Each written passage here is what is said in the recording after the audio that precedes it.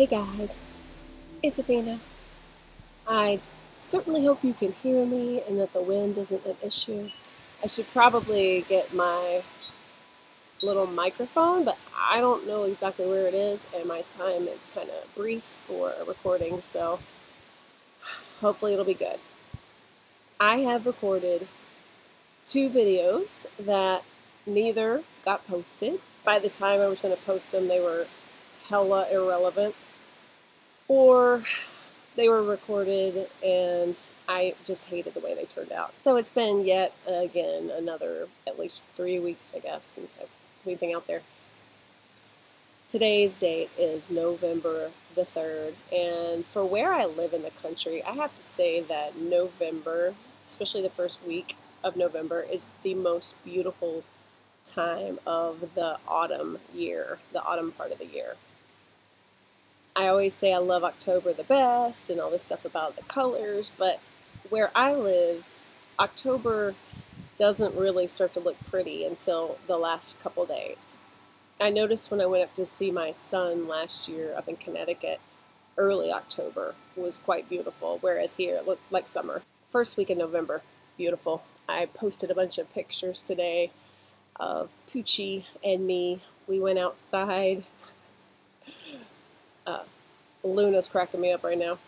We went outside and we frolicked. We were out there for a good, I don't know, hour and a half. We picked up 2 bags of garbage, took about 100 pictures, had a pretty good time. Played on the playground a couple times. He was awesome. He was a little champ. Sometimes when we go on those walks in the woods, he's not as into it as me, and he humors me for a very, very short time.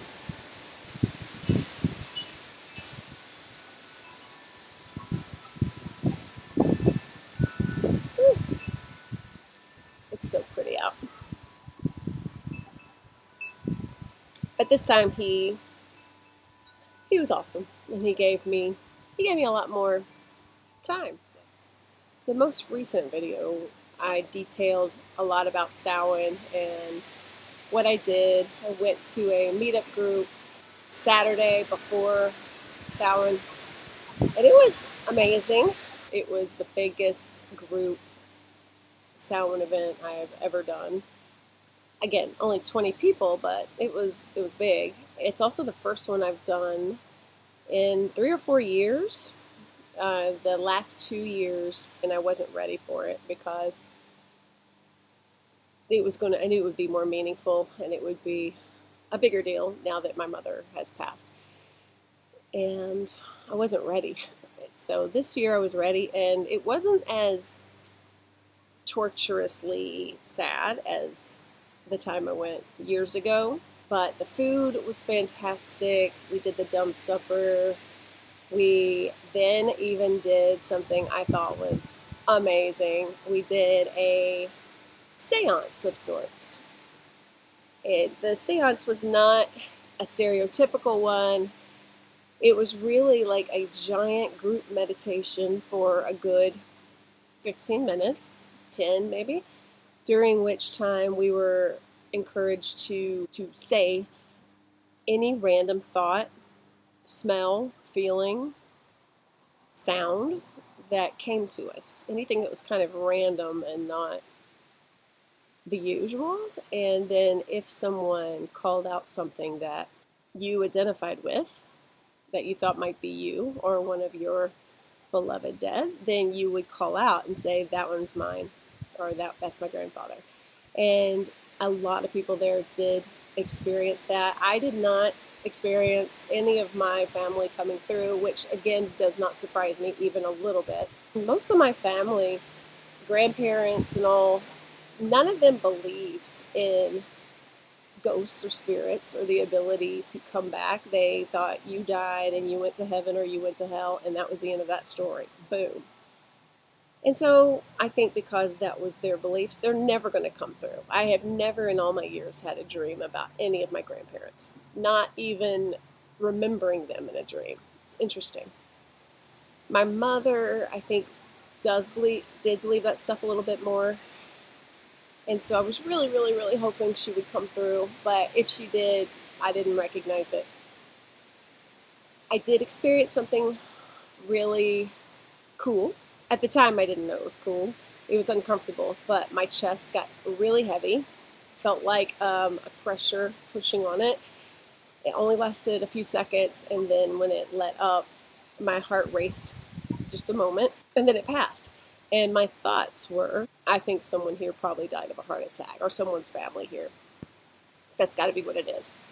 So I didn't even say it out in the middle of the seance. But when it was all over and we were discussing the experience, I finally did bring that up. And I said, I wondered if maybe someone had heart disease. And one of the people there, who turns out she's a pretty good medium, said, no, that means there was someone with you at that time. Like there was someone right next to you or right there with you. Which I was like, okay, that's cool. I kind of wish I had talked to her more because I've never seen her before and I don't really know her. But I don't just go talk to people much. I'm kind of shy unless it's, a public forum like this. Interestingly, the next couple days, at least one or two of my podcasts I listened to mentioned that exact thing. They had people on who were saying one of the signs that you are encountering a spirit is you will feel pressure on your chest. Woo! I felt like I got validation at least twice in the following days of what she said, and that yes, indeed, somebody was there. That is so exciting for me because I really want more interaction with the spirit world. There's a caveat and a ginormous asterisk, but not if it's going to be traumatic or upsetting or scary or in my house and upsetting my child. If it could just be something gentle and non-scary, but unquestionably accurate and believable. If I could have some real evidence, I would treasure that. I feel like I'm just about as sensitive as a wooden post, maybe? I don't know. I'm still trying to decide if I want to make a tribute video to Tiptoe Chick. I really didn't feel like I had anything to offer or add that hasn't already been said. I appreciated what Ember Honeyraven said. I appreciated what Valerie Love said. I forgot her name. The Flora Peterson or something. The one who's her friend. They all said wonderful things. But I didn't have a close relationship with her. I never once had an interaction other than I made a comment once on her interview with Arwen, and she gave me a heart. And that was thrilling to me that she gave my comment a heart. That's our only interaction. Yes, she was big in my world, but I didn't exist in her world. However, I've also seen that her family, her sister, who almost makes me cry because she looks and sounds so much like her, and her sweet oldest daughter, both are appreciating all these tribute videos people have made. So I kind of want to make one for them to see. It would be more for them. I'm so impressed with them. I'm so relieved to see how much love is in their family because I didn't know anything about that. I worry about her children, but I feel better seeing that her oldest daughter is doing great. She's with family. She has a partner. She seems happy and well adjusted, and she seems okay. Her babies, that's heartbreaking. I mean, they won't remember her much. Maybe they will. Maybe they will. Yeah, that's heartbreaking. And I don't know what kind of support they're getting at because I don't know if her husband was still a part of the family. I don't know what was going on. I got the feeling the last couple of videos I had seen with her, which were, I guess, over a year ago, she seemed unhappy.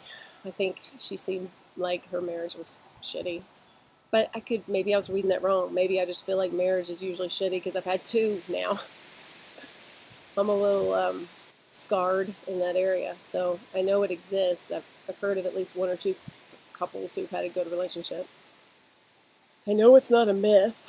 I hope that they have the healthy, loving support that her oldest daughter seems to have. I will say it has made me not question, it's made me think more deeply about YouTube and my tiny little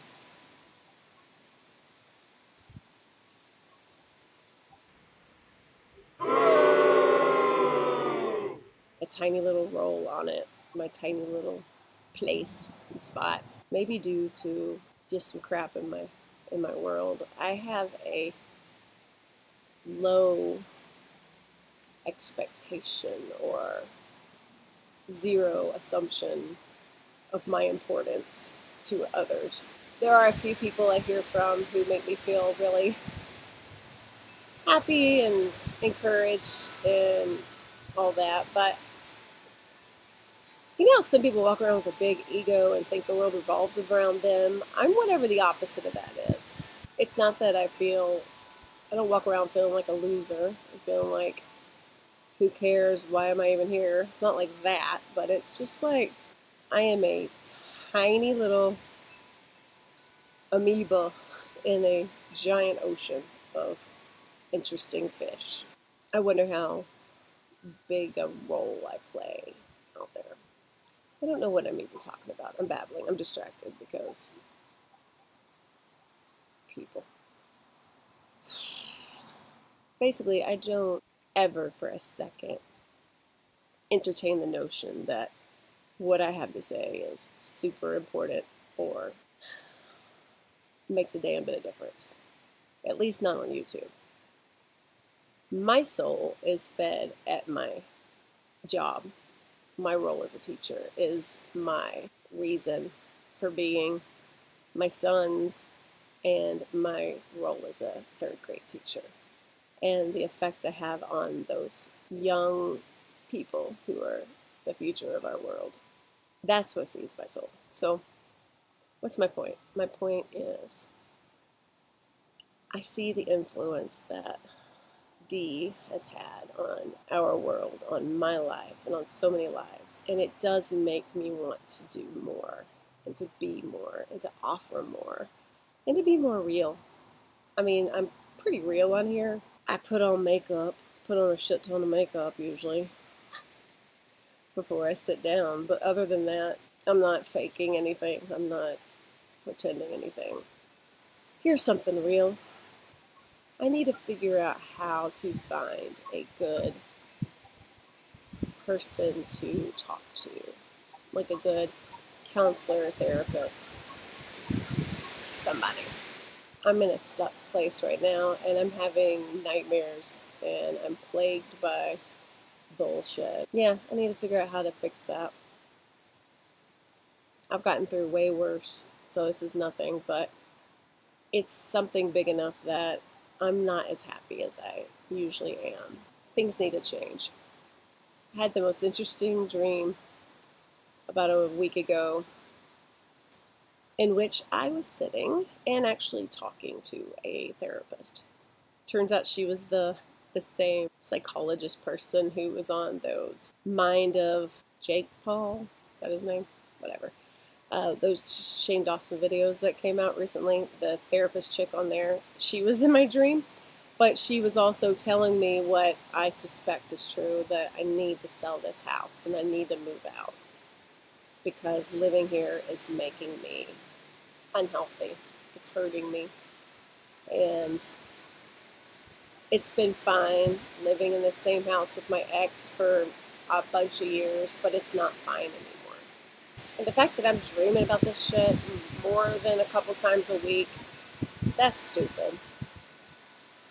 I hate it. I don't like it. So I gotta figure out how to find someone good I can talk to. In my lifetime, I've seen a therapist. I've seen like 2 or 3 different ones and never gotten anything out of it. I hardcore believe in it, and I know it can be wonderful and life-changing and yada yada, but I also know it's like a relationship, finding the one, and I have just gone out with a few losers who are not the one when it comes to therapists. So I need to figure out how to find some good ones, or a good one that I can talk to and who can help me work through this bullshit. Ugh. I'm worried this is going to be another shit video that I'm not going to want to post, but it's been so long, I got to post something, so just throw it out there. Alright. Thanks for being awesome and for being here. Take care of you. Have a wonderful week. Happy November. Vote on Tuesday. I sure as hell am. Damn straight. And be well. Peace.